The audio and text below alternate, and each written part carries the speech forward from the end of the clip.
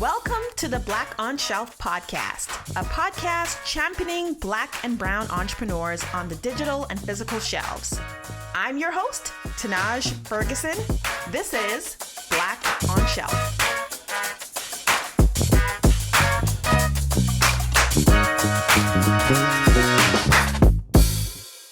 I always, from when I met you, I really admired your story and really your journey, because you started off like me. You started off in corporate CPG, you were at Starbucks and probably some others before then, but you had an idea. And so I'm really curious to start with like your background and really understand understand sort of like then what happened, why you started to think off on your own and want to go this direction, like how you're here now. So I'm really curious.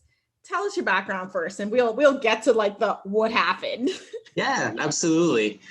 So I would say that, I am a first generation Filipino-American immigrant, so it's kind of funny. So I was born in the Philippines, and then I moved to New Jersey when I was 2. So I like to joke that in many ways, I'm very Filipino, but I'm also very Jersey boy, because I was raised in Jersey. You can't take that out of me. Is that the haircut? I don't know, it's a haircut. Put together. I try to get the accent. They say I don't have a Jersey accent. Every time I try to imitate a Jersey accent, I sound like I'm from Brooklyn. So I don't know if I'm that right.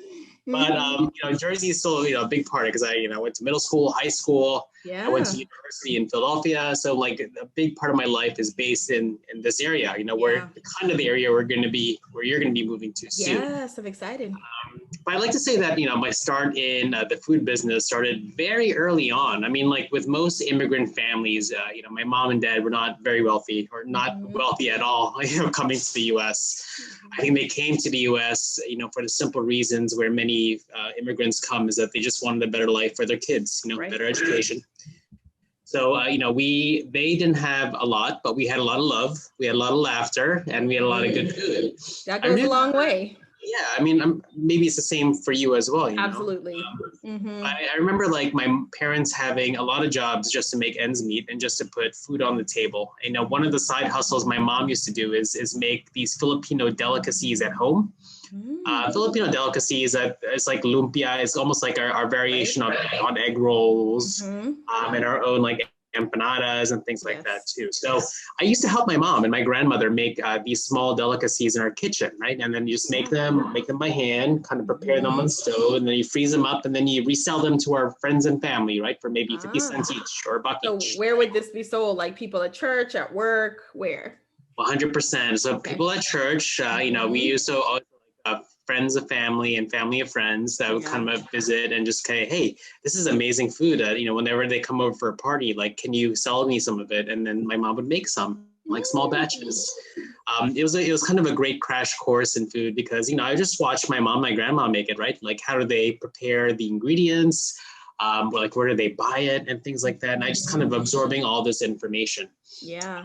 Life is kind of ironic in its own kind of twist because, from that beginning, I ended up in a career in food marketing. I went to school in Philadelphia, but I studied like graphic design, and so it was nothing related to that at all. But in kind of like a weird career twist, my first kind of real corporate job was at Procter and Gamble.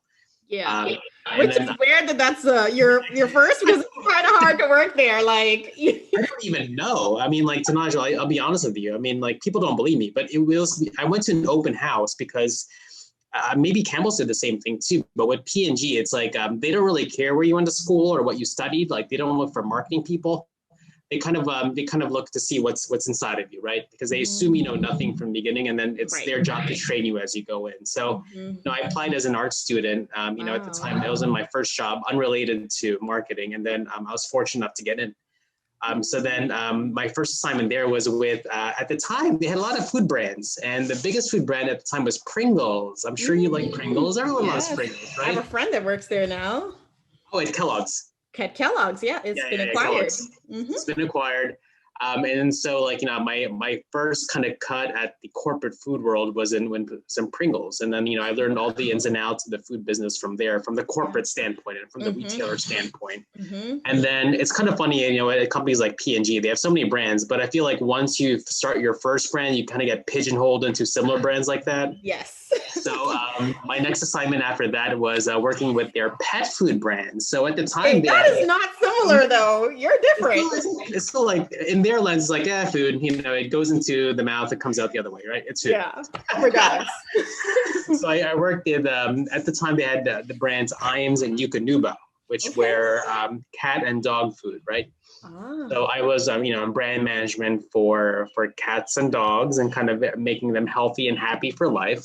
Yeah. So I joked they used to come from targeting teenagers and moms with kids to, pugs, Labradors, and, short hair. The like. But, I learned a lot. I mean, with each different, there are two different food brands. Each has its own kind of key business drivers and different backgrounds behind what makes those food brands operate. But then, I had the opportunity to lead P&G, and then I joined almost what you mentioned earlier, Starbucks. And I think that would be like a dream job for many, because my role at Starbucks was I was working on the innovation team. Yeah. So every time you would hear about these really interesting frappuccinos or like different flavored lattes, it came from our team. Like we were the ones making up all these cool flavors for people. That is a really fun job, and it's food service. And you went from pet to food service as a transition. That's interesting. I don't. Oh yeah, yeah. I mean, 100%. I mean, like, no, it's all food. That's a good transition. Yeah, I mean, your experience with food service and Campbell's, it's still food, but it's a very different, it's still a different model. Yeah. But I mean, the fun part of that was just learning more about the customer experience, and when people go to Starbucks, they're not just buying a latte or a frappuccino, they're buying everything that comes along with it, right? I mean, that's why you're paying $5+. $5 plus. Yeah, I mean, you're not just buying the coffee. Like that, right? And then I learned a lot about the 360-degree experience of that, and of course, offering the great flavors and food offerings that make people come back for more, right? It's also almost like a social lubricant, right? You go there with your friend, you have an interview, and things like that. But I think with most entrepreneurs, I had that entrepreneurial itch in me. It's like I've always dreamed many years, I'm going to start my own business. Once I do, like everyone does. But then it kind of dawned on me. I remember I was just kind of doing a hike, when I was working at Starbucks on the weekend, and then I thought to myself, you're never ready to start a business. I mean, you're never going to wait for a certain green light to shine on your brain to say you're ready. Right. So I figure, while you're still relatively young, might as well take the risk and try something on your own. Yeah. And I was like, fine, I'll do it. And so I bit the bullet and I left the company to start my first startup, Tanaj. I don't know if you know this, but I had a first startup before this crazy thing. I know, Almond Origin, which is why I'm so excited to talk to you, because you're someone who has started more than one thing, and both of them, I think what's interesting about you, both of your products have been in major retailers. So there's some secret sauce, pun intended. Secret sauce or secret almonds, I guess. Or secret almonds. Yeah, there's some secret sauce, secret almonds to your process, because you really commit to something, and you were with that 6 years, almost 5-6 years. About 5 years. It's wild. Yeah. I mean, so I decided to. So when I left Starbucks, I had this idea of what would it look like if you made an artisan almond milk? Because at the time, almond milk was huge in the U.S., right? You had your almond breeze and your silks, penetrating the dairy market. And then so, I experimented with some homemade almond milks, and the taste was night and day. It was so different. It was so delicious. None of the additives. And then so I started the company or brand known as Origin Almond. That was the first startup. Yeah. And, like you said, we are fortunate enough to get into these great retailers, but a lot of people don't know that our first start was at our local farmers market in Collingswood, New Jersey. Wow. So it was just like with any other small vendor, we would make small bottles of these homemade almond milks, bring it to our table, our 10 by 10 foot booth and table at the farmers market, and then sell them. People would taste it, walk by, try them. I remember our first day of business. I think it was in 2016 on Halloween, October 31st, the first day of the market. Mm-hmm. And, we had these almond milks and we didn't know what people were going to think, right? We thought it was just going to be like my mom buying them and, something super embarrassing. But I remember this nice lady was like, oh, what do you have? It's like, we have homemade almond milks. Ever try homemade almond milks before? It's like, no, I never have. So she tried it. It's like, this is good. And then I was like, oh, that was kind of weird. And then she came back and then she brought 5 other friends. And then they all bought like almost a third of my inventory because they just loved the product so much. Love that. Yeah, it was like, we sold out a product in the first hour of business and it was a 5-hour long market. And it was like a really encouraging show of support and kind of like a proof of concept for the product. Mm-hmm. So, the product iterated and evolved from there. And then we eventually was discovered by Whole Foods. At the market. And then there was like, oh my God, Those were the days when they were foraging for real. They were going to farmers markets and really finding those gems of brands like yours. Like a lot has changed. It's a different world now, but that's a whole different podcast. You know what I mean? For real. We'll have to bring you back for that one. But, we were fortunate enough to be, I guess, scouted by Whole Foods. And we went through the process. We got our products on shelf and it did very well. Mm-hmm. So we continued building the business from then on over and over again. And I got to say, during that time, question, were you making it at a facility or were you cold pressing it with a contract? Tell us a little bit about the process, because I know the Black on Shelf fam, the Boss fam, they always want to know, what was that process like? The practicality of like, okay, I hear these people make stuff. Like, what are they doing? How are they getting it done? Talk to us a little bit about the behind the scenes part of getting your product made at scale, because you're going from farmers market to some retailers. What was that process like? No, great question, Sanaj. And I guess I should backtrack a bit in saying that, when I started the business, Origin Almond, I started it with just $500. And, this comes from my own mentality of, being frugal, learning from my parents, growing up in an immigrant, low income household, because every dollar mattered, right? I mean, this is not like a thing where I get $1 million in funding and just see what happens. Yeah. What? You don't have a rich uncle, Jake? I don't. Oh. So, obviously I had some savings from my corporate world, but, I wanted to, you and me, we both know the pitfalls of the food business. So I wanted to start very small and just learn from the mistakes, right? Because it gets costly if you make too many mistakes early on with too much money. Yes. So, I thought to myself, I'm going to put my cheapo hat on and just say, like, this is the bare bones that I need to do for this farmer's market. Like, what do I need to do? Mm-hmm. So I called the local township and said, hey, I'm starting this weird random business of starting making almond milk. What are the permits that I need? You're like, oh, you need this, this, and this. All right, that's all I need, right? And then it's like, great, now I need a facility to make it on, because in New Jersey and states like Jersey, you can't make it at home and sell it. It's not legal. Mm-hmm. So we had to find a commercial kitchen. And then it's like, I don't want to spend too much money on it because what if it doesn't work? So then I actually just kind of looked around my local neighborhood and I found a local firehouse, like a firefighter house. They had a commercial kitchen. And I talked to them. It's like, hey, you're not really using your kitchen. Do you mind if I rent it out for a month? I could clean it up for you. And of course, I'll give you some extra income that you guys can use for your fundraising. They're like, absolutely, we'd love to. That was very innovative to ask the firehouse. So they're great folks there. Fire people are amazing. They're great heroes and they're so accommodating. Yeah. And just like with that small amount of seed money, I was able to rent that firehouse because they had all the equipment. I didn't have to do anything. And I got all what did you need? Did the firehouse had all the equipment? Yeah, basically all you needed because we're not cooking. We're not cooking anything. So we just needed the proper sink, the proper cleaning area, and like a proper kind of clean tabletop to prepare the almond milks for commercial sale, I guess. Mm-hmm. And because according to our local rules, you need to make it in a commercial kitchen and so forth. Mm-hmm. So at that point, I used only like a portion of that initial $500 investment. I just like looking on Amazon, buying the smallest amount of quantities I can do for each of the raw ingredients, the packaging, because like I told you, I don't want to spend a lot of money. I don't want to spend like too much money on like large amounts of packaging and labels and stuff like that. Mm-hmm. And so a lot of it I did myself, Microsoft Word, PowerPoint, like all the cheesy stuff you could possibly think of, any entrepreneur. And that's why I brought the first, product to market, just using that very bare bones, bootstrapping kind of approach to spending. But then, once we got some traction, that gave me more confidence to invest more money into the business, right? You need proper labels to get into Whole Foods and proper facilities.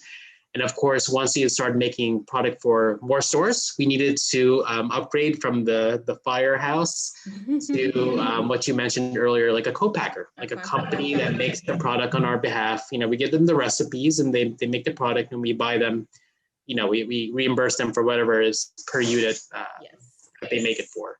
Great. And then from there, it was kind of like a slow step or kind of a step-by-step growth into getting into more stores.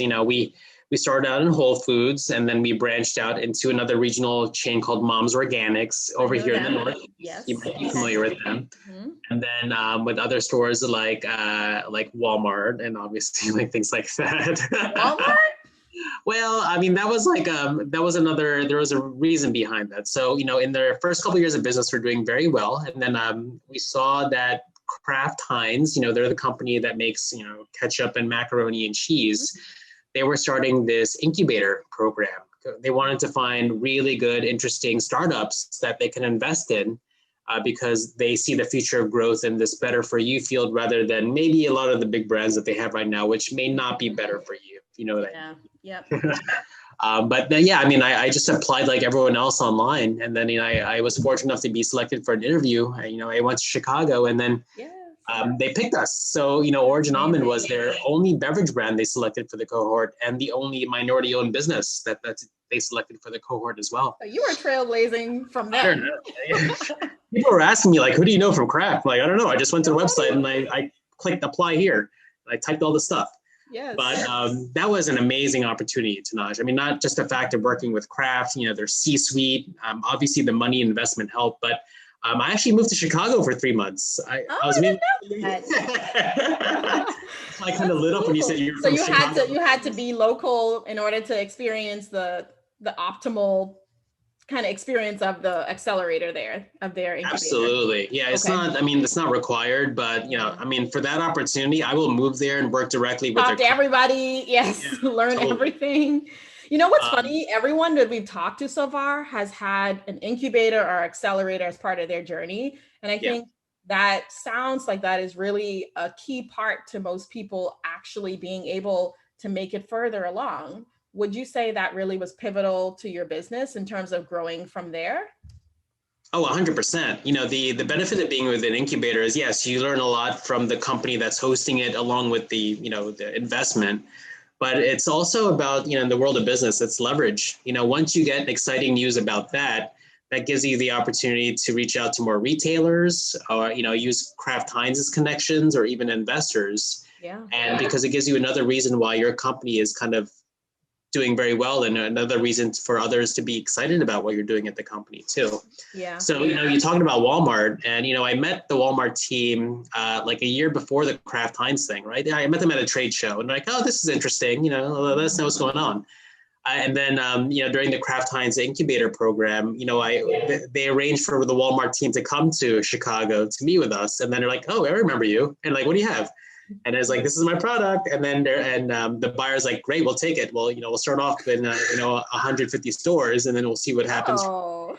What was your reaction? That's amazing. It was like, yeah, but they said it so nonchalantly, like it was normal. So I didn't, I wasn't sure. I was so much in shock. Do you know what I mean? Like, I didn't know if I should like scream or, like they do on TV.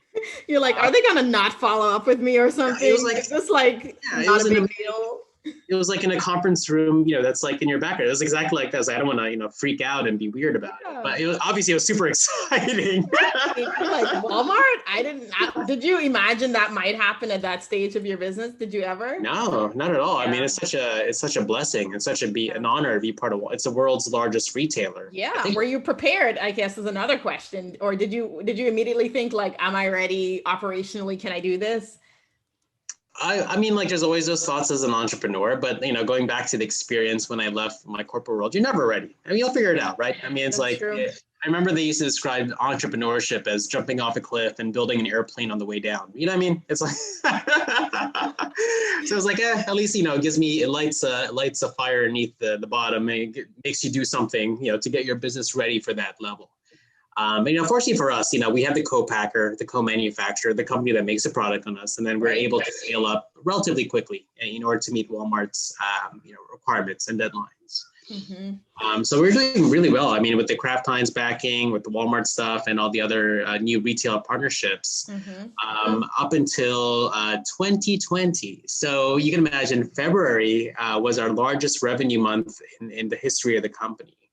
And then, unfortunately, March, that's when, COVID and, a lot of the very sad news that reached around the world was happening too. Yeah. So the lockdowns was a big impact to our business because we had Origin Almond was a almond-based, single serve beverage, right? Think about 12-ounce bottle of beverage, and it was very low sugar, but it tasted like a juice, even though it was made from almonds. Yeah. A big part of our business were grab and go. So folks, imagine folks going to the Whole Foods or to the store during their lunchtime, grabbing a bottle with their hot plate and then, enjoying it or eating it back at the office. Now, because store traffic dropped dramatically because of the lockdowns and, the office lockdowns, our business was impacted as well. So like I mentioned to you, February was our single highest grossing month in the history of the company. And then over the next few weeks, we saw our business and revenue decline 80%. Yeah. Wow. And Tanaj, I got to say, it's like one thing that the pandemic has taught a lot of us, personally, me, myself, is this idea of gratitude. Yeah, I mean, there were a few weeks where you just throw a hissy fit. It's like, this is not fair. We were doing so well. But you got to compare it to what a lot of other Americans and people around the world were suffering at the same time. People were dying. That completely lost their business at no fault of their own. And just puts things in perspective. And it's like we managed to do financially okay because we had a good grasp on our inventory. So we didn't lose too much during the whole process. And, the government had some good programs to help out small businesses along the way. So, fortunately, the company, the parent company, the corporation was able to survive. Yeah. So where is Origin Almond now? What are you doing? Yeah, so unfortunately, because of so Origin Almond was a refrigerated beverage. So remember, you would have to keep this in a refrigerator. You can't keep it out there. And what we saw in the market during the lockdown is that there's a lot of consolidation of brands. So refrigerator was not the way to go for beverages. I mean, it's too expensive, and there's not enough real estate in the store itself. So I kind of saw the writing on the wall. It's like if we were to survive, we would need to change the product completely, right? And you'd maybe just do a lot of things, which would need a lot of capital, which is very tough to raise in that climate. And then so it kind of led to the discovery of Fila Manila, if you want to hear about that. Yes. And I think one question before we transition into sort of how you evolved is, I think something that entrepreneurs can think about is and maybe do all the time is, I have one idea, I got some traction. How do I put it to rest and move on to the next one? It was kind of the perfect storm. And in some ways your environment did it. COVID sort of told you move on, right? And get the next thing going. You learned, got a lot of insights, but how did you emotionally let go? Because you still did have a lot of wins. You were off of the heels of February, your highest month. What makes you not say, reverse, we're back. The pandemic is not over yet, but I can see the light. Should I just go back to what I know and what did do well at a point? How were you able to switch to this long-term thinking of saying, I see the writing on the wall. I don't think this is going to be a trend long-term. How did you also maybe stop yourself from saying, I'm just going to turn this into a shelf-stable drink and find a way to make the proposition the same, but even more convenient? What was going through your head while you were able to make that decision and ultimately move forward? I do think that's...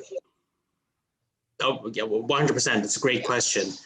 It was during this period where, we did the analysis, we did the cost analysis to say, if we really believe in the brand, I mean, we believed in the mission, which is sugar reduction, but if we believed in the brand and product, this is what it was going to take. It would cost this much to reformulate. It would take this much time to raise money. It would take this much effort to convince all the retailers to give us a second shot, right? Versus, what would be the other alternative if we were to do something else? Yeah. And, we looked at that, and even though my heart was in Origin Almond, it's almost like my first baby, my first child, right? I think all the years invested in it, and then, the experience with Kraft Heinz and things, it's like, it's at a certain point where I kind of brought that self-truth and awareness to myself. It's like, if I were to engage with this idea of continuing the product Origin Almond, it's going to be too difficult. I think in any other climate, and remember the world is going through a global pandemic. Everything. This is not like a normal Tuesday in 2019. This is like there's a lot of stuff going on in the world. You know what I mean? Mm-hmm. So there's a lot of stuff going on in the world, and you have to do a lot of stuff to keep the brand alive. Is it worth it? Can you see this fight going on and still maintaining your sanity and maintaining your happiness as an entrepreneur? And then for me, I was self-aware enough to know that the answer is probably no. Yeah. So then I brought that self-awareness to myself. I felt sorry for myself maybe for a day. And then, the next day it's like, oh, I'm an entrepreneur. What's next? Do you know what I mean? You can't feel sorry for yourself because, like I said, there's a lot going on in the world. No one's going to feel sorry for you. There's so much more, your heart breaks for so much more people going on around you, right? Yeah. I mean, remember, in the middle of 2020, we had the pandemic, and then we had the fight against racial injustice. And there's just so much heartbreak. Like, why on earth do you want to focus your effort on something, on a beverage that it's not maybe going to have a good time to survive when there's so much other injustice in the world that you have to fight against? So that's a good point. And where was your passion still there? I'm just curious, sort of from an emotional standpoint, were you still passionate about the product, or it was safe to say everything else lined up like, okay, I don't think this is gonna make it long term. I can bring my innovation someplace else and find that same happiness and success that I did have, but something that might be more sustaining for the next wave, essentially. Absolutely. Yes. I mean, I think you brought up a good point. So I think the deep question that entrepreneurs have to ask themselves is, why are you doing this? Like, what is it about what you're doing that you really love? Or what is it that makes you super excited about it, early? Yeah. I mean, I can tell you right now, if you're looking for money, food entrepreneurship is not for you. I mean, you're not going to make money in the beginning. So in the beginning, no, you're going to put out a lot of money. Go build an app, go build something like that. Agreed. I'm glad you said that too. But at least for me, what got me super excited about Origin Almond and what got me super excited about entrepreneurship is the idea of building something from nothing, creating that innovation and bringing something to market that did not previously exist. Yeah. So, if I came to that inner truth about myself and why I'm in the game, I guess it's almost like, if that's the case, then it doesn't have to be Origin Almond. It doesn't have to be an almond beverage. Yeah. You can bring the same passion, that same fire for your mission of entrepreneurship to something else. And, that was like, yeah, that's very true. Right. That's very true. And then, so, once you snap out of it, once you come to that realization about yourself, that's when you can kind of pick yourself up and then move on to the next thing, which is okay. I was happy with that. Yeah, that is. And then as you're in the space, COVID's happening, product is transitioning. You're starting to think, I'm curious how you spent your COVID, probably cooking, back to your background and heritage, but you're going to tell us that. What are some of the other things you were doing to sustain yourself? Because you are a full-time entrepreneur, right? Yeah. What are some of the other things you did to sustain yourself? Yeah, I mean, COVID was, during the lockdown, you really can't do much, right? I mean, the one thing that we do have access to is research, like the internet and kind of the folks that we met along the way, Zoom calls and so forth. So, as we came to this realization with the Origin Almond, that gave us a lot of time and a lot of opportunity to figure out, like, what is the next step? So where do you go from here? What can we do, during this dark period in the US? What can we do something productive and maybe get some light out of this really, this really dark period? So tell us what flipped. Yeah, you know what? It's like how you transition to Fila Manila. It's funny, Tanaj, because like sometimes you get these ideas out of nowhere. Sometimes like it's almost like, it's like a light shining from God. Like all of a sudden, one day you don't have it, the next day it's in your face. And it's like full, and you're like, I got it. It all came to me. I can't even move fast enough to make it happen. How clear your idea might be sometimes. Yeah, but I mean, like you said, I did do a lot of cooking at home, obviously for obvious reasons. The restaurants. Yeah, we couldn't go anywhere, right? Didn't do anything, but I'd say the turning point came very randomly during one weekday when I was just reading the news, and I came across this article, and I believe it's from the New York Times. Don't quote me on it, but it might have been it was from a major publication, and the article just talked about the Filipino community on the healthcare frontline force. Yes. And basically the gist of the article was that in some areas of the US, about 20% of the healthcare force happened to be made up of Filipinos, right? Folks Is this mostly the West Coast? all over. So like West Coast, so Over. the tri-state areas like New York, New Jersey, Pennsylvania, Okay. but different pockets of the US, right? And they're just talking about Filipino nurses, like their impact on fighting COVID, what they were going through, and the heartbreaks and all the scary stuff that they were facing. And this can sound kind of funny, but I was kind of blown away by that. I was like, it's almost like an inside joke in the Filipino families that we know of at least 1, 2, 3, or 4 members of our family who are nurses. It's almost like it's the expectation. Oh, you're Filipino, you're a nurse growing up. It's but it made me do a lot more research into our community, the Filipino-American community. And I learned a lot of insights, like some of the top lines I could share is that, yeah, that's very true about healthcare. But and other than that, we are the second largest Asian American group in the US, number 1 in 11 states, including California. Wow. Yeah, it's wild. And also, but yet, it's funny because, we talk about the representation in the Asian American, subset of the US, but yet think about in terms of food. I was like, wait a minute, because whenever I go to, my local Whole Foods, or maybe when I go to like a Wegmans or something like that, or a ShopRite, I'm seeing all the Asian cuisines there. But yet, even though Filipinos are a major part of the US Asian American group, that segment isn't really represented. Yeah, it's like, Chinese, it's Japanese. Yeah.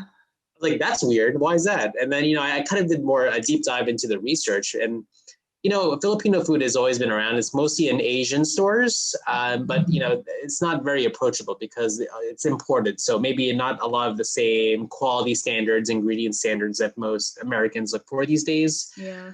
Also, more interesting is that when I look at the culture impact, it's actually Filipino food interest is at an all-time high. I mean, you think about the culinary influencers like Anthony Bourdain, before he passed, or Andrew Zimmern, and then they're just talking about how Filipino food is on the cusp of emergence, right? Even if you look at the lot new like hot restaurants in New York and LA and Chicago, they happen to be Filipino restaurants, yeah.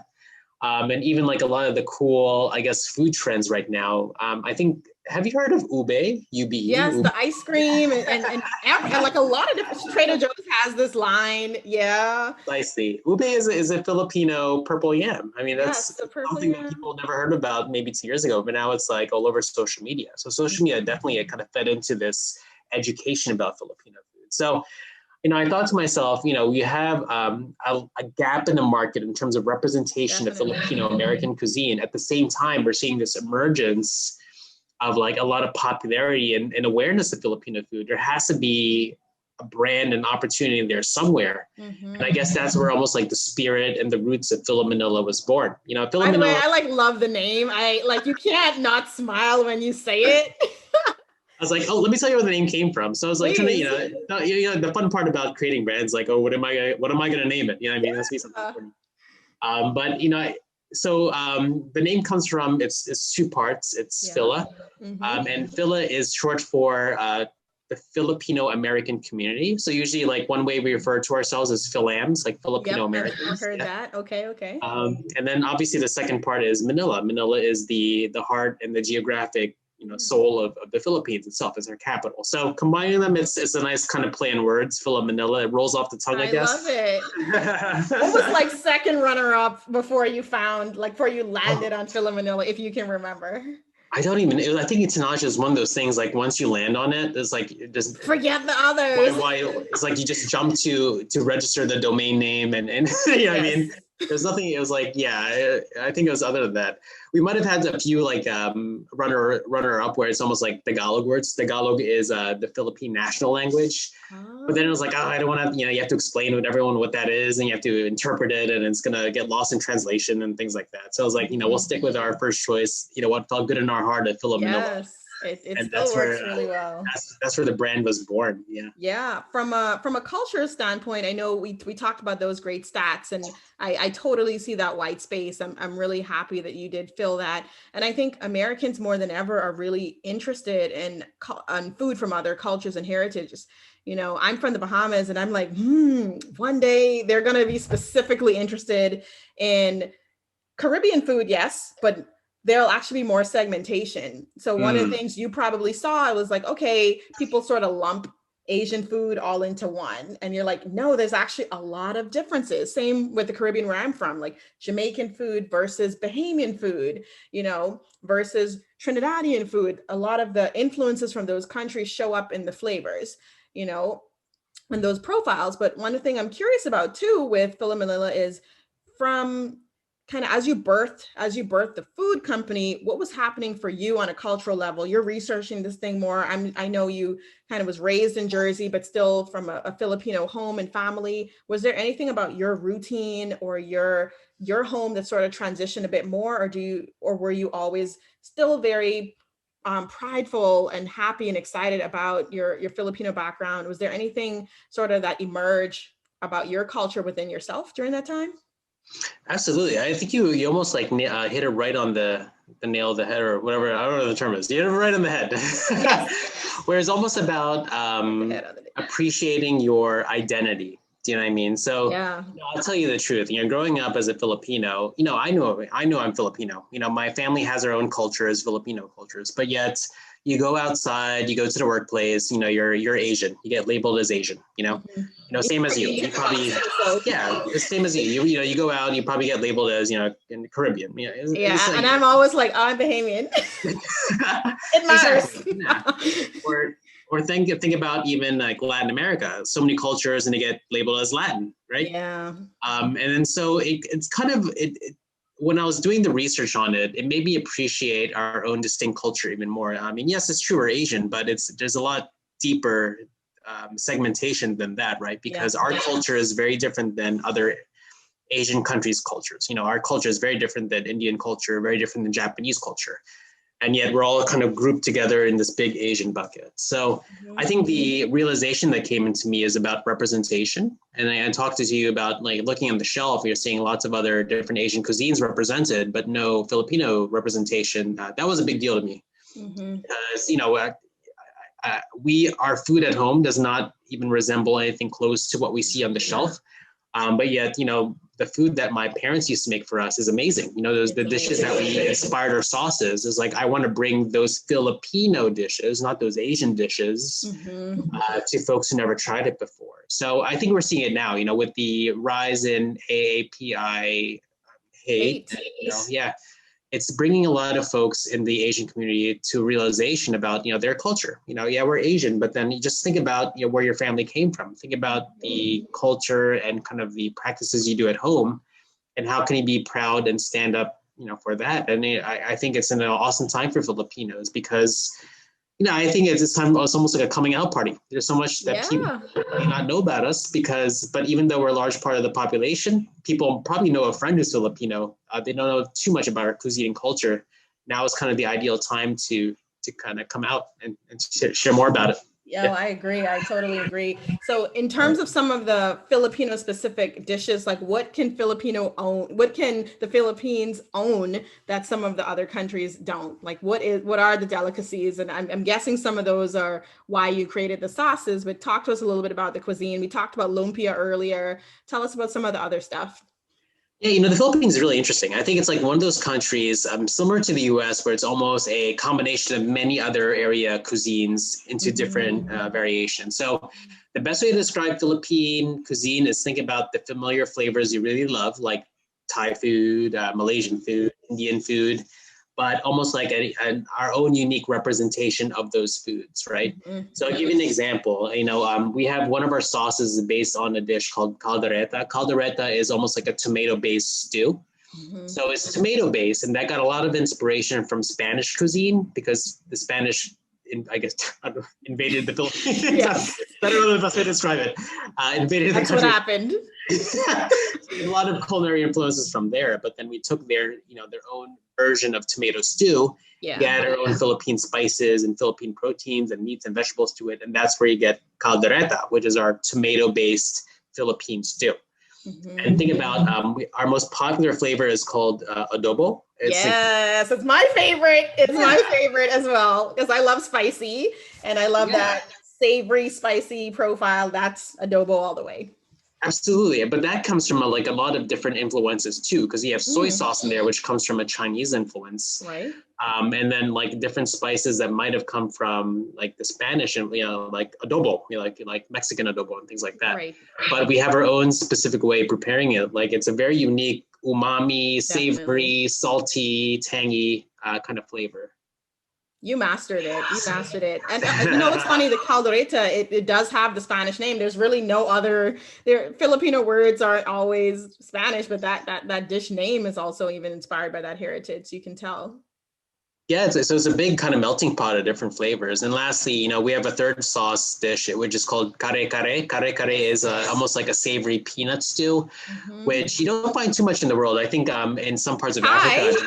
Thai has the peanut sauce, but in Africa, in Africa, they have the savory peanut dish. But it's almost like people wonder, like, where on earth did a peanut-based dish come from in the Philippines? And it's actually a very interesting history. So a lot of it came from influences from other regions, of course, but also in the fact that peanut butter back in the early days of World War I and World War II was kind of a cheap source of protein.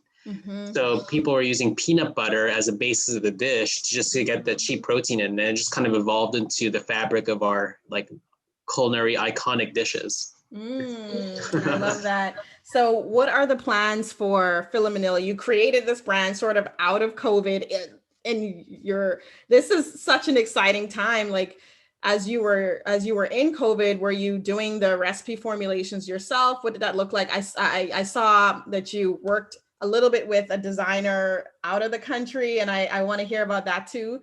Like you bringing that authenticity from a firm out of the country just to bring inspiration to some of your brand development. Talk to us about sort of what you did to build a brand during COVID. Absolutely. So, the authenticity is really important to the brand, right? I'll share with you the mission of Fila Manila, and that is to ignite Filipino cuisine and community. That's the mission. Okay. We believe that Filipino cuisine has a long way to go in terms of being well known and loved, and so does our community. And so we wanted to stay true to that mission from day one. So when we worked with a Filipino-owned agency based in Manila, you can't get more Filipino than that. Yeah. And they helped us come to put together our branding, like our logo and kind of the look of the packaging. I love that you worked with someone from, the Philippines to really tie in that connection and get the visuals all the way right. One thing you notice when you start looking, I follow a lot of design folks, and what happens is some things start to look a lot of the same. And I think it's because a lot of the inspiration in the US tends to be pretty similar. So sort of if you wanted to break out, that was such a smart move to find someone from the Philippines to really bring that essence to the packaging. No, 100%. And if you talk about authenticity, I mean, the key to that is finding folks or communities that know the culture, right? Because they can only bring that true essence of it into their work. It'll probably look very different if I hired some New York agency to do it. It would look something like you see in any other kind of Instagram or Facebook account. But in terms of the product and the recipes itself, going back to authenticity, I just asked my parents, like, hey, can you give me the recipe for, when you made adobo, caldereta, and kare kare at home? And then they gave me the recipes. And then I looked at it and I was like, I need to change it a bit just to make it more, fitting for the nutrition standpoint that we're doing, like very clean label. I loved that about it. No MSG, none of those things that you might find in an imported product. Yeah, absolutely. That definitely appeals to the millennial culture for sure in America. Yeah, I mean, 100%. I mean, like, and just see like, what can I do from that original recipe and then make it a bit more relevant for today's consumer in the US and still keep it very authentic and very delicious. And so, yeah, go ahead. Yeah, I mean, and then from there, once you got that recipe, right, it was almost, and once you got that branding, it was just kind of like putting the steps together and then working with a co-packer and approaching retailers. Fortunately, so you used the co-packer on this one. We did, yeah. I mean, fortunately, we had the experience from Origin Almond where we knew what to avoid, and we knew which retailer. We had the retailer contacts already. So then we were able to sell the product in. And the reason Jake said, I don't have time for that either. Well, the reason we went with the co-packer, Tanaj, is that, we were fortunate enough to get so much retail interest in the beginning.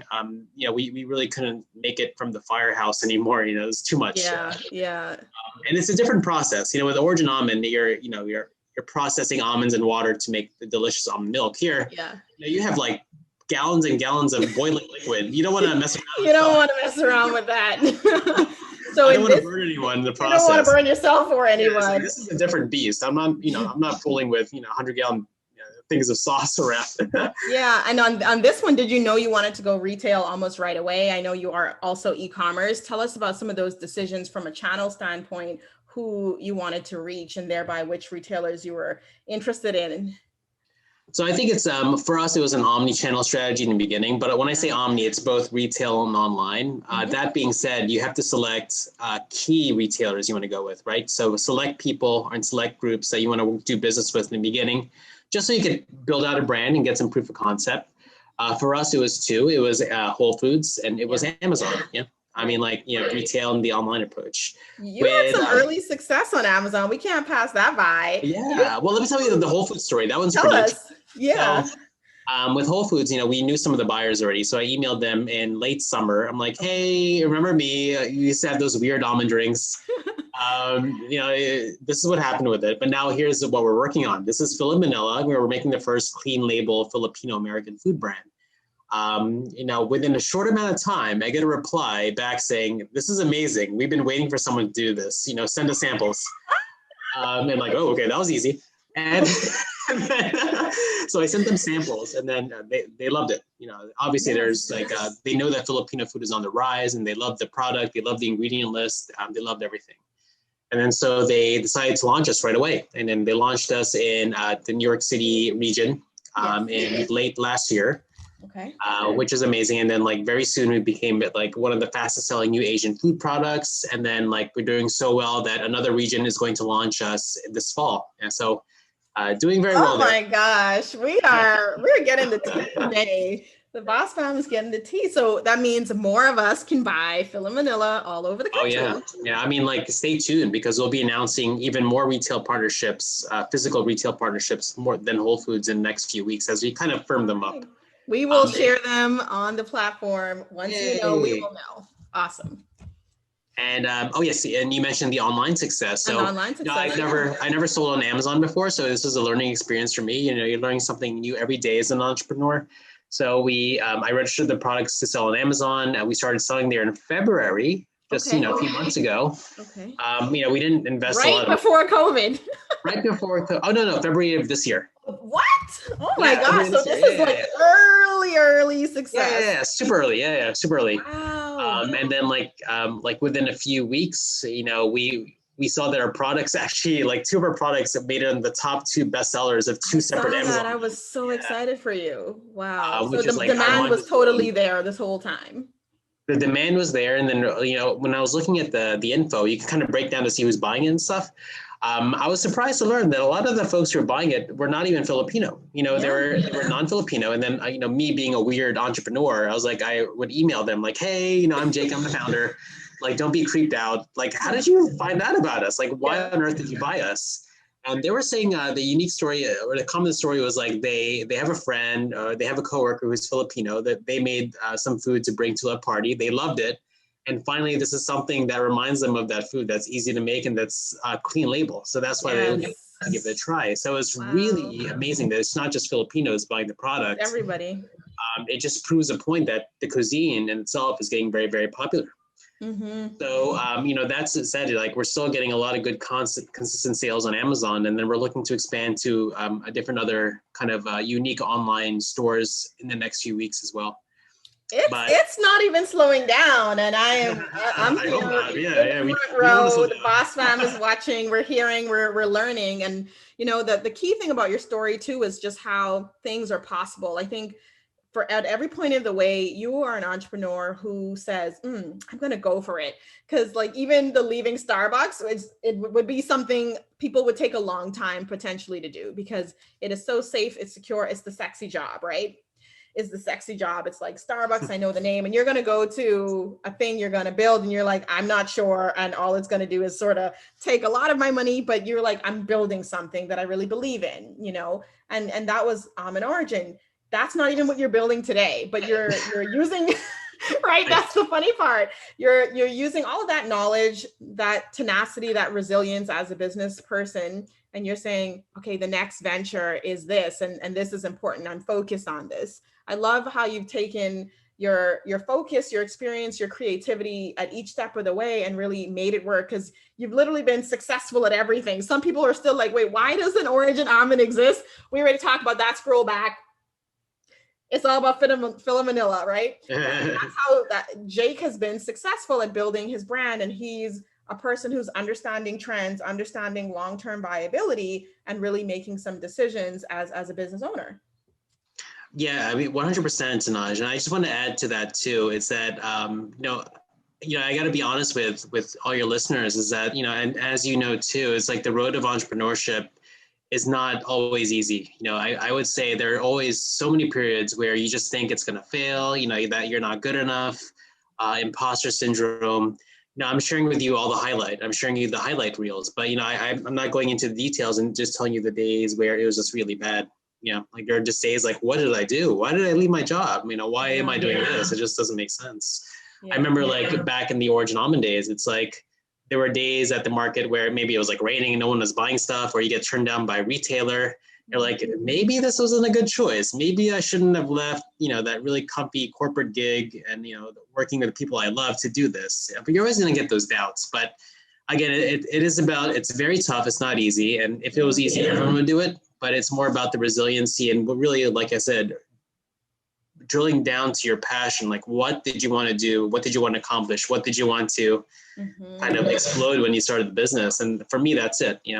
I like to share that, like, one of the reasons I started the business too, it's maybe the leap from the safe corporate world to starting a business. It's almost the idea of balancing a risk and regret. Yeah. And what I'll share to you is that it's a very easy equation. It's like, there's always a risk in everything you do. Yeah. I mean, if there's a risk, you leave your company, you do this, there's a very high risk of failure, very high risk. More often than not, you will fail than you'll succeed. Yeah. But then the other side of it is regret. Like, is this something that you can look back and when you turn 70 or 80 and then you become like a high officer in your corporate world? Will you look back and say, oh man, I wish back then I did it. Yeah. But at that point, it's too late for you to do that. And then like, it feels like, what is the more driving force for you with that? And for me, it's regret, because, I learned from my parents, like there's a lot of risk to life, but there's a lot of opportunity in taking those risks. So, risk is always scary, but what comes out of that risk, if it does well, it's an amazing and beautiful thing. So yeah, I'm still like neck deep in risk. Believe me, it's like, this is not an easy thing, but I'm just enjoying it. And like I said, it's like just being full of gratitude every day for what you have, even if it's not a good day. Yeah.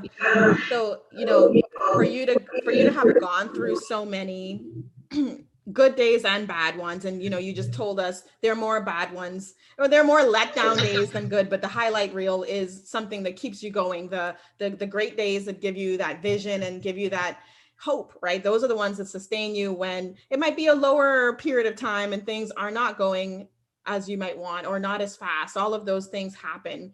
And I hope the Boss Fam knows that is normal. That is regular. That is probably what your success might look like. If anyone remembers that meme that talks about success, right? What we think it's going to be, and then the squiggly line of what it actually is. That one is literally what it actually is. You would have had to have mentors, family, friends, other entrepreneurs along the way. Tell us about your circle, your advisors, any other folks that really sort of had a pivotal role in helping you. I know you were part of the Accelerator. That was probably a part of it too. But tell us a little bit more about like who was in your corner from an advisor standpoint, an emotional standpoint, whether a spiritual standpoint, I don't know, whoever was a part of any corners that were meaningful for your business to grow or for you to really be as resilient as you have been. Talk to us about those folks. Yeah, I mean, I think you are hitting it right in the center again. I think, and then for anyone to be successful in this kind of field, you need that support system. Mm-hmm. I think for me, the key support system was in like kind of three buckets. One is kind of your family and your friends. For me, your spiritual, and then your professional, all the work stuff. Mm-hmm. Obviously my parents, my brother, my family, they were so supportive in everything that I've done. It's like, even if you're having a bad day, they still love you, right? And they're still supporting you. And it's having that love that kind of keeps you building and keeps you going from the ground up, because, no matter what, if the worst case scenario, you still have them, they still love you. Even, it's from the spiritual standpoint, I have my friends at church, I was raised in a very spiritual household. Same. And having faith that even if today is a bad day, it's all in the plan, you know what I mean? Just kind of keep on going, do the best you can do. And then you work hard, you do everything you can, and then tomorrow will bring its own rewards, or tomorrow bring its own challenges, but it's always in the plan. And I guess the last bucket is almost like the work or the professional. Like you said, the Kraft Heinz thing, I was able to get that network of folks to help me out. But even along my journey, I met other entrepreneurs. We share with each other kind of the ups and downs. Like we can relate, we can laugh about different problems or the same problems we have. Like, oh, have you dealt with this buyer? It's like, oh yeah, they're a pain in the butt. It's almost kind of like laughing at ourselves and just going, hey guys, I have a question about this. Have you run into it? And then they get back to you. And so, it kind of helps you kind of understand and navigate the areas where you're not familiar with in the world of entrepreneurship. So it's almost like 3 different support systems happening at once. But, if my heart breaks if an entrepreneur doesn't have any of those 3, because they're all so critical, I think. They may not make it if they don't have those. Which is why I'm very fortunate and very blessed to have that. If everything fails, at least I have those 3 support systems. That's important. So you are a solo entrepreneur, correct? I am. Well, I'm the only full-time, but I still have a small team of folks supporting the brand in terms of, like programming, marketing, and community. And from Orange and Almond, did you always kind of have a team around you? Tell us about sort of like how that might improve what you're able to do and what you might recommend just from your point of view around having a team or getting things done.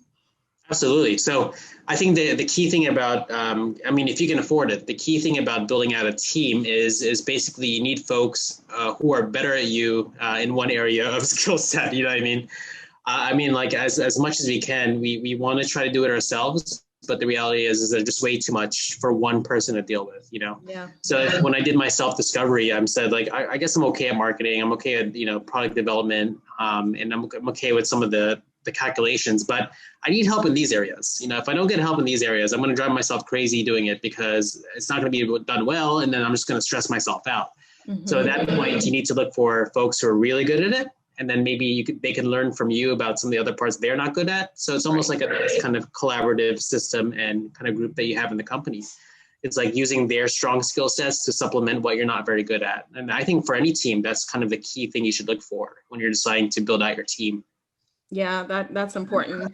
It might be the difference between you growing in a year or ended up staying stuck kind of where you might be, because we all only have 24 hours. There's this quote that people like to use: you have the same 24 hours as Beyonce. That is true. Beyonce has a lot more resources and support than some of us may. And so some of what's working in her favor there, or the lesson to be learned there, is about, if you're able, find folks that can do, to Jake's point, things that you're not able to do, or that they can do better than you. And you would be optimizing your operation. You're optimizing what's possible there.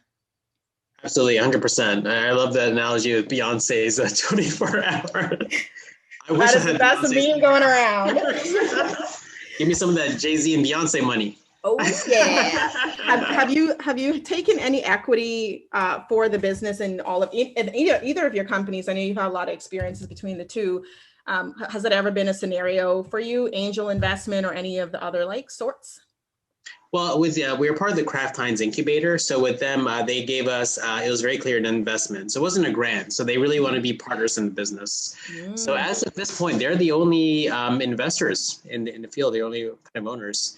So they initially gave us an amount as part of the incubator. But then, as I mentioned, I moved to Chicago. I work with their team. They were so impressed with the business, and I guess they liked me that they doubled their initial investment. That's amazing. So they're definitely in it for the long run, and they love the idea of Fila Manila because it fits into their wheelhouse as well, right? Of sauces and condiments. Mm-hmm. So we're probably going to look to raise more funds with Fila Manila to fuel the growth, and then so it's always kind of another journey to kind of approach other investors and angels and stuff like that. But that's like another different chapter of entrepreneurship, which is there's so many different areas of entrepreneurships, which are always different challenges, I guess. But that's one where it's a challenge. It's interesting. Yeah. It's interesting. Yeah. So Black on Shelf is all about championing Black and brown founders just like you.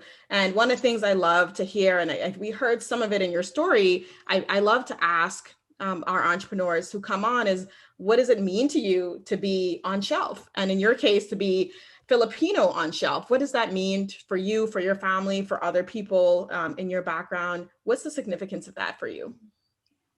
Oh, absolutely. I mean, it's such a proud moment to be on shelf. And I think, to reiterate one of the themes you talked about earlier, it's the idea of representation. So it's like, I'm very proud that, the Filipino culture and cuisine is finally being represented on a mainstream kind of shelf, right? I mean, not just for Fila Manila, but even when I look at other Black and brown owned brands, whenever I see their products on shelf, I just have to applaud them. Like I was at the Target today, and I love what Target is doing by supporting a lot of Black owned businesses. Like there's a lot of we want to see Fila Manila there too. Oh, fingers crossed. Fingers crossed. But got a cross for you. There's some great brands by, I think her name is Denise Woodward. She did a cool brand called Partake. Partake, yeah, the cookies. Yeah. And there's like a lot of other really cool brands. I think it's Black and Bold Coffee, I believe. Yeah, a dozen cousins. All of them will be on the podcast. But like such amazing brands. And then some, because the truth is, Tanaj, I'm going to be truthful here. Knowing what I know about the industry, I gone to all the trade shows, I've been to all the parties and stuff. It's really hard to be a Black and brown owner and really stand out and get the funding and then get the shelf space, and get the support after that. People don't want to talk about it, but the reality is that more often than not, you'll see someone who is not brown or not Black get the resources they need to succeed in the industry. So, and if we talk about the challenges, it's really around the gatekeepers. Like a lot of other industries, the gatekeepers are not people of color. And so it really depends on if they are willing to help and extend themselves in that area.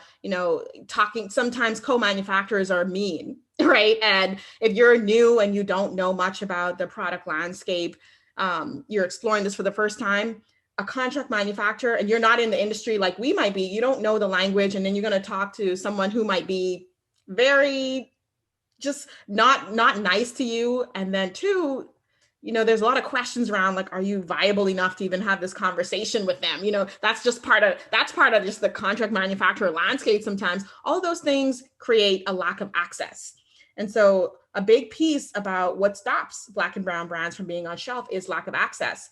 This is also why it's important for people like you and me to have these type of conversations to really, peel the curtain back and say, no, it's not easy to get access, but it's possible. And the more we see faces like yours, products like yours on the shelf, it gives that extra encouragement to say, keep pushing, you can get in there. Or for people like you to say, hey, come on this side, I'll help you, right? That is how it happens. We lift as you climb is the term I like to use. As you get higher, you inspire other people, you help other people along the way, and so forth. Someone might have done it for you, right? And you're just continuing that path.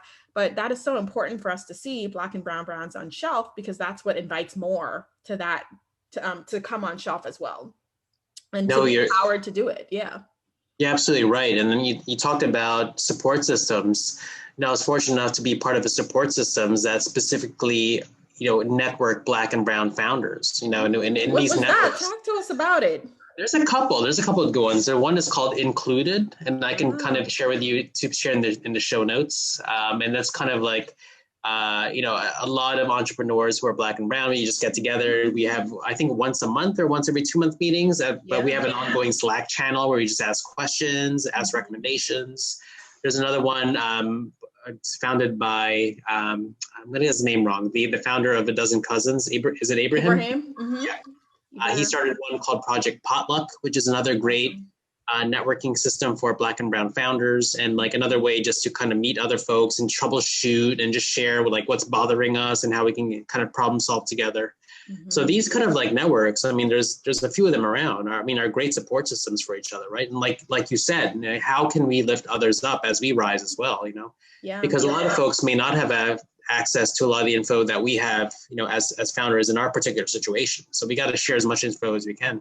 Yeah. Now, It's like a lot of people don't realize how many tools are available to them, until they learn about it from other folks who went through that journey and process. Because sometimes you don't even know what to look for, right? If you're not familiar with the space, you don't know what to look for. You don't know what groups to be a part of.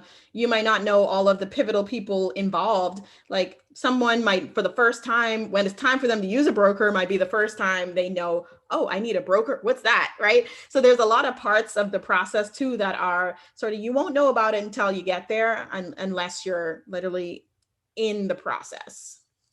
Yeah, or even like you're talking about co-packers. Some people, they go to a co-packer, they don't know who the co-packers are. So when they go to one, they might think that's their only choice. So they might get ripped off, or they might get kind of pigeonholed into like a bad deal.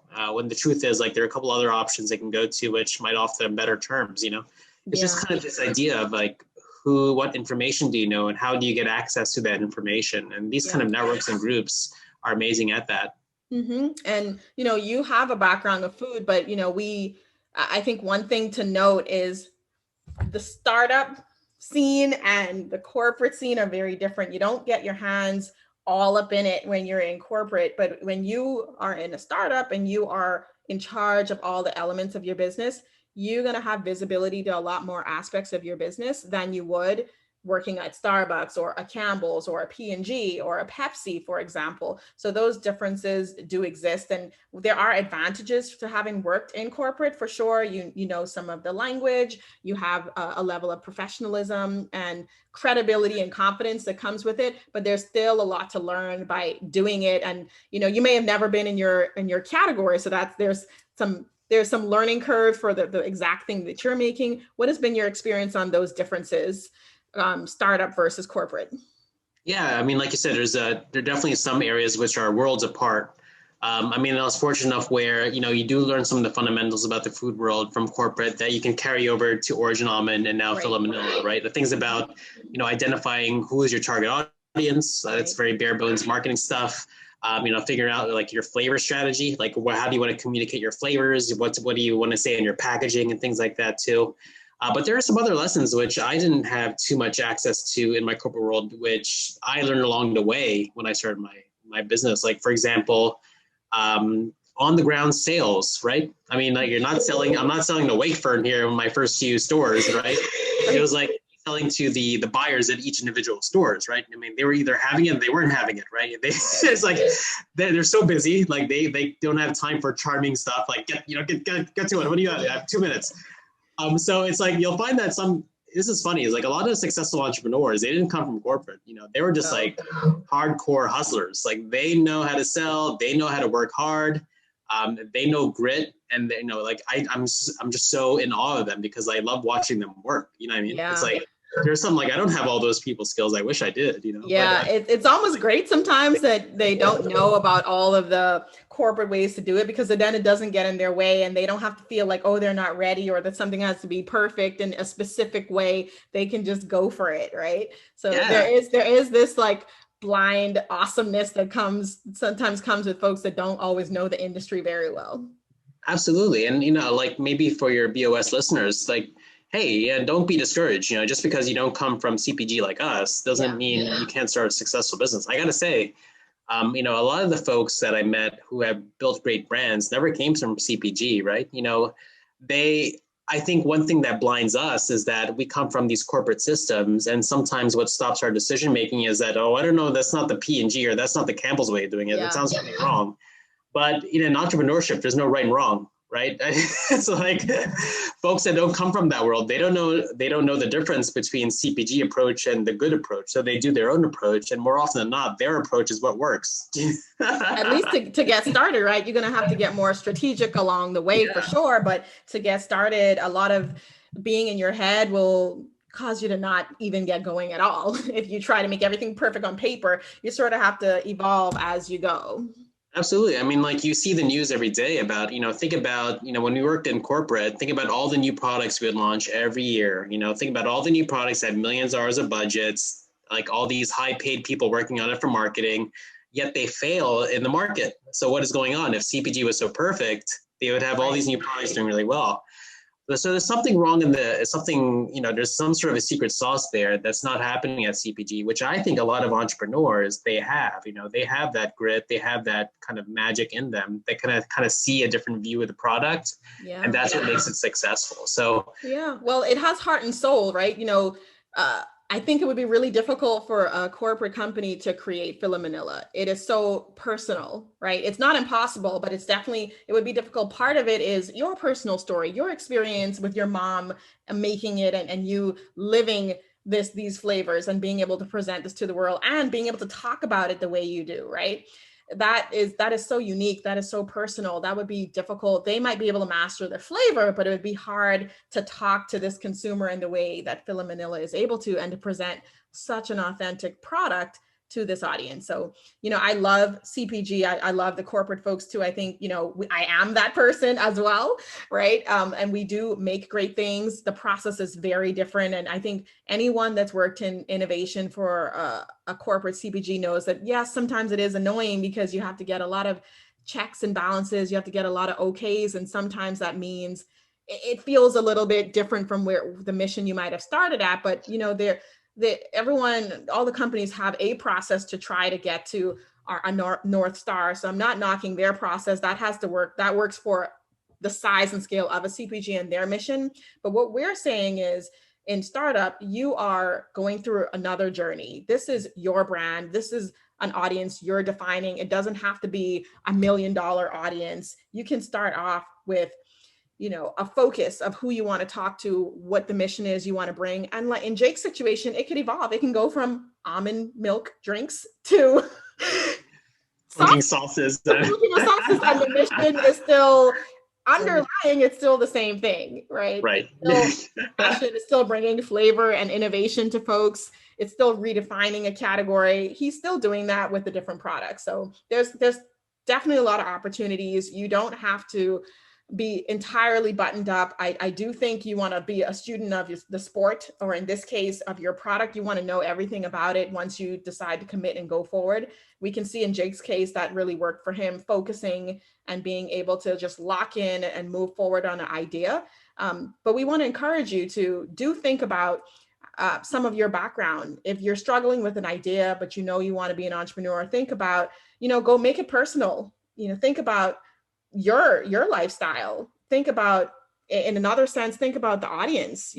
Draw from all of those types of places as you try to narrow down what is going to be special for you. And it doesn't have to be rocket science. Sauces is something that's been around forever, but somehow no one had did Filipino sauces, right? He found that white space opportunity in a market that you would think is fully thought of, because the giants of the world, the big CPGs that do this, you would think they would have already thought about it, but some things are not big enough for them at this stage. So that's where you really flourished. Anything to build on that, just in terms of like how you've navigated this space?